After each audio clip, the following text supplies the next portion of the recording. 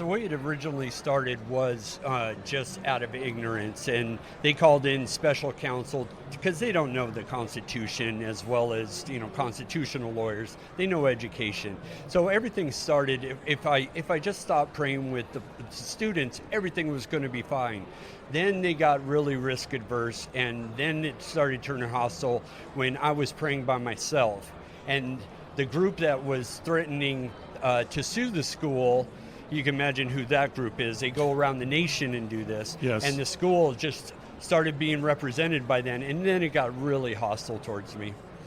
And so before your firing, there wasn't a court hearing or whatever. This was a school district policy, and then you initiated the lawsuit after you got fired for doing this. Absolutely. They only had one policy, and that is you cannot encourage nor discourage kids in prayer, which you weren't doing. I followed that to a T, because telling somebody they have to pray is just as bad as telling them that they cannot pray. So I followed that policy to the T. And you were in the military, so you know a little bit about following rules. Absolutely. But the rules obviously were not followed in your particular case. Now, as I understand it, you are someone that you wanted to pray at midfield. It was really a debt of gratitude to God, an expression of gratitude to God, but you ended up not doing it alone after some time, right? Right. It started out just by myself, because that was my covenant with God when I started coaching. So the kids, they saw what I was doing and wondered what was going on. I told them I was thanking God for what they did.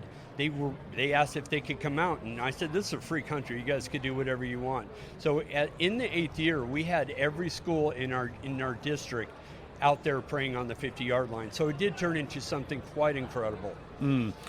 So as you received the notice that you had been dismissed, really for expressing your faith, that next day after that happened, how had life, obviously you were without a job, but from a spiritual standpoint, emotional standpoint, how were you after that? What happened? I was very confused. I don't know the whole, biblical sense of all of this.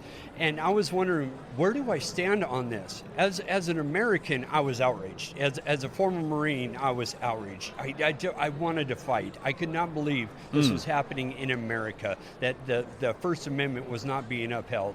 So that was my fighting spirit. As a Christian, I was just confused, and the only thing I could do is just rely on God and pray that He would take care of the next steps. Joe Kennedy joining us today here on the Meeting House on Faith Radio, football coach, former Marine, and someone who is now telling his story. He's got a book out called Average Joe, and we'll talk more about this overall situation, how God is continuing to use Coach Joe Kennedy here on this edition of the Meeting House here on Faith Radio and faithradio.org. Well, Coach Joe Kennedy joining us today. Again, the name of the book is Average Joe. And how did you decide on that title?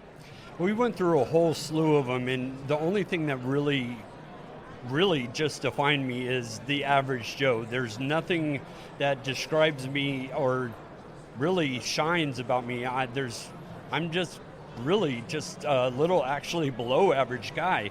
I come from a bad background, and it's amazing that God could just use somebody like me to do something this great for our nation. So at what point did you make that decision that you were actually going to fight for your job? I think it was the day of the game, and my team asked me, Coach, can't you just give in and go along with what the school district's asking you so you could stay our coach? And I just knew at that moment that, yes, that would be the easiest thing to do. But I asked these kids to fight and work through adversity and stand up for what is right. If I gave in, I would have just been the biggest hypocrite. I teach them to lead by example, and here was my chance to be a leader, and they could see the example being set. If I gave in, there's no way I could be a coach anymore. There's no way I could have been a good father or a husband. I would have failed in everything.